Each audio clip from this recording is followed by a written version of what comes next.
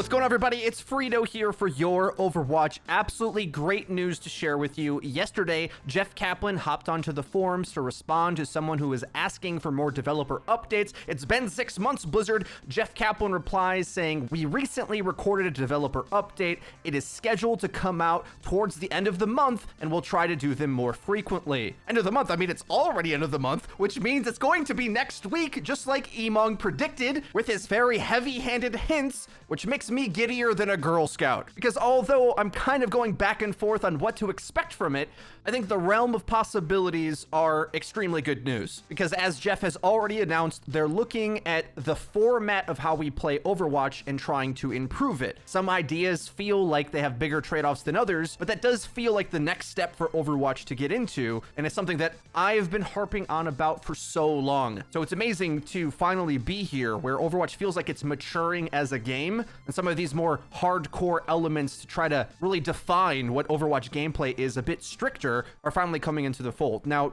today, I wanted to discuss more the types of systems that we think are in play, because I've been seeing a lot of confusion, especially because a lot of Overwatch players don't come from other games to know what Blizzard's even aiming for when implementing these different ideas. So we're gonna contrast and compare hero bans versus 1-3-2 role queue, the reasons behind attempting them, what they're even for, and what they would look like. The two ideas are trying to attack different problems that exist in different areas of the game, where 1-3-2 role queue is attempting to fix queue time problems and as well hardcore gear the game to play more like a shooter. And I'd actually say, despite Jeff saying, well, this is how we played Overwatch for years, I'd make an argument that Overwatch just plays better in 2-2-2, which makes it to be a pretty tough trade-off, because you can't have both. You can't both have the secure feeling of a very balanced team comp where the roles are evenly distributed and also solve the DPS queue problem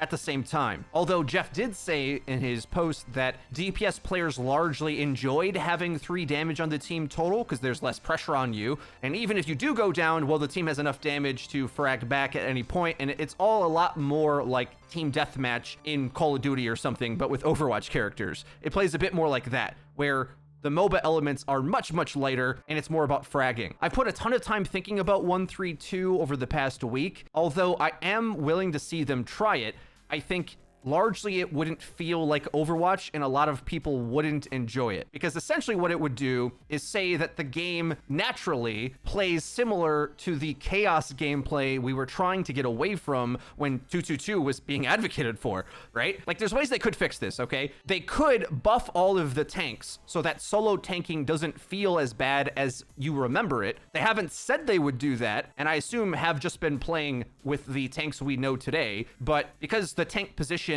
only has one character, you can see a world where if they buffed the individual tanks, you might be able to replicate how much frontline presence that existed with 2 players. So just imagine if Reinhardt could bubble himself, right? And you're playing this raid boss style Rein where you're in control of everything. That might actually feel kind of fun, but I almost feel like it's a sacrifice to the really cool team play that exists between tank players to set up and manipulate fights. I've always really liked that about Overwatch, but I also am a tank player, and there's just not many of us that exist in the world. Although I'd love to see it get tested on the PTR to see what direction they might go with it. I largely think the only major positive is queue times, and the major downside would be Overwatch kind of losing its identity, frankly. Like, I'm just thinking back to when we saw this type of gameplay as the norm before role queue, and I just think of like a Widowmaker having you pinned in spawn and there's no tank to make space. It just doesn't feel great, I think, when these superheroes don't have something to buffer to kind of create a team fight and have Overwatch-esque interactions. I always did like seeing 3 DPS run in the pro meta,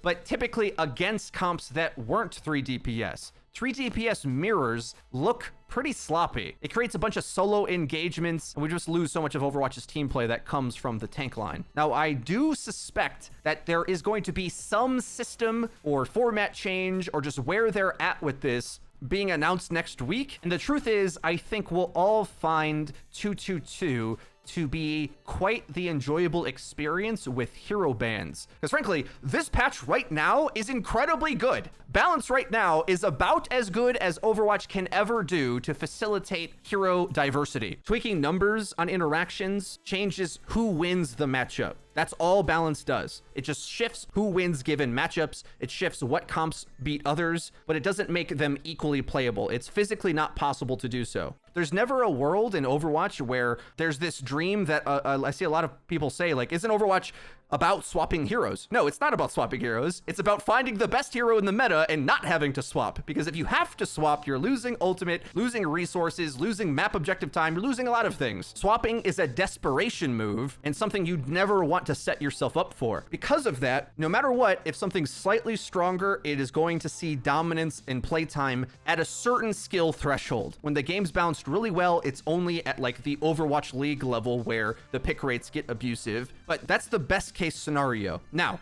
the only way to counteract that is hero bans. The way it's been worked in the past is that single ban is assumed to be the first option, which would mean each team takes turns banning one hero. You can target whatever hero is winning out in the matchup meta battle. So as I talked about earlier, the relationship between Mei and Ball. On the old patch, you would probably have to ban Mei, but on the new patch, maybe you ban Wrecking Ball or other heroes that enable him. Because balance can't allow counterplay if the principle of Overwatch is you should pick heroes that don't get countered in the first place, right?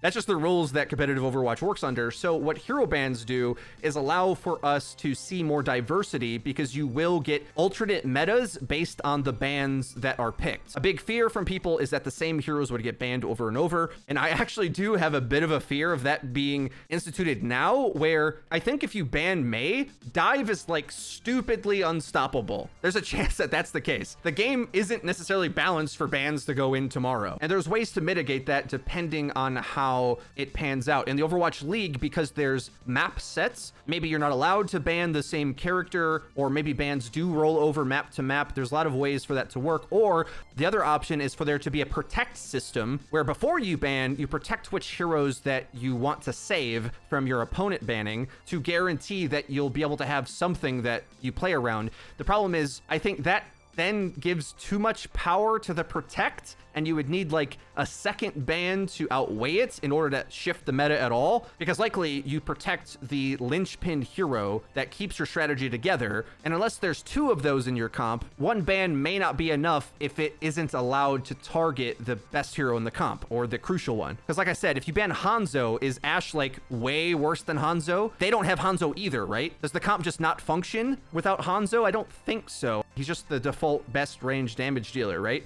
And the other ones, as I've said earlier, are pretty close in power level, actually, so it probably wouldn't change the matchup. But the beautiful thing about bans is it actually gets us to theory craft on deeper levels into the game, which is why so many people have wanted them for so long, because the problem is that Overwatch is too easily solved in its current state. You get a patch, and even when the game's really well balanced, like I think it basically is now, given a certain map/game type, you'll look to find what is the most reliable strategy that you don't have to swap off of because the counters aren't strong enough at this given point. Sometimes, in unfortunate metas, that works for every map. Right now, Wrecking Ball dominates on Koth, Double Shield on any ranged map, basically. So with that being the default patch meta, what happens is anytime those crucial components aren't banned from that comp, that's what you'll play. And if you don't want to play that, you or the opposing team can ban out to force whatever is the next best. There will be a solution to that next hero roster that is left after the bans take place, but at least it has to be different heroes, right? It might not be an entirely new comp,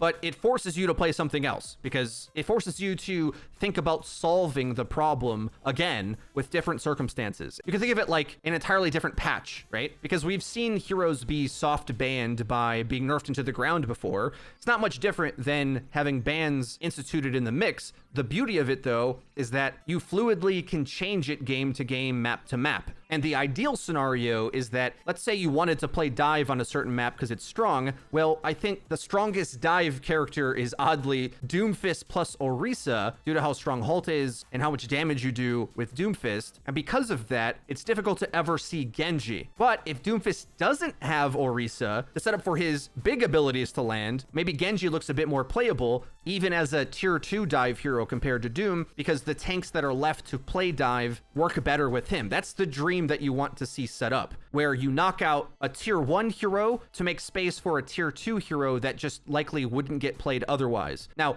I don't know if that's actually true, by the way, because Genji might be like low-key underrated right now. I would go as far to say that with some of the insane Genjis in Owl, teams may just try to pocket him just like they did in stage 4 of last year. There ended up being more economical ways to play and they went away from the Genji pick, but I think it will be tried again. So I don't even know if he's tier 2 necessarily, but you see my point. The thought process of bans is to introduce hero diversity where balance simply isn't capable of doing so. And a lot of this doesn't feel required at most levels of play. Even honestly, at GM right now, there's quite a bit of variation on this patch. I think this patch is great, but at the very least, it might force the psychology of players to realize they have to mix it up, right? Like it also helps with that, where players just assume you have to play Orisa Sigma all the time.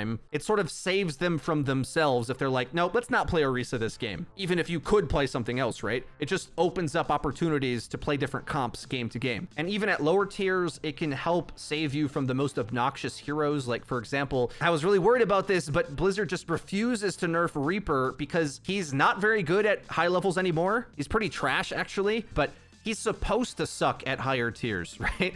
Like low skill characters aren't supposed to be good at all tiers of play. But it also is annoying that Blizzard is sort of like leaving Reaper to just be this obnoxious farm your team for free at low ranks. It kind of sucks. Now that his quote data is going down at higher tiers, they may just ignore him. But if you had hero bans, you could avoid that guy, right?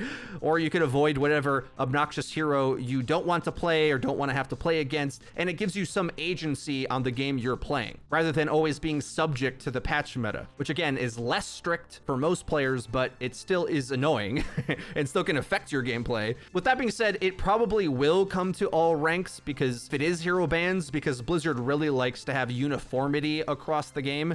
And overall, I think once the community gets their hands on 222 with hero bans, the game's just going to be a lot more fun. You're going to realize that you fluidly can play lots of different heroes now more easily. It's definitely going to make Owl way better if they put it in, but even just the average player's game, I think you're going to appreciate it. Similar to how a lot of people said 222 would kill Overwatch, and I don't know, for me, Overwatch was nearly unplayable without it, and it's just way better now. Hopefully they take the next step with hero bans, do the same thing. I am super excited to see what Jeff brings us next week. If you are as well, please be sure to leave the video a like. I know a lot of you guys have been missing Eddie the Chump. He just uploaded an awesome video on our second channel, Clickheads. This one's about taking a look back at Resident Evil 4 15 years later. We really like the more longer form critical looks at games, and this is our first video in that type of genre. So head over to that channel and check that video out and let us know what you think. Otherwise, that's been it for me, guys. It's been Frito for your Overwatch. See you guys next time.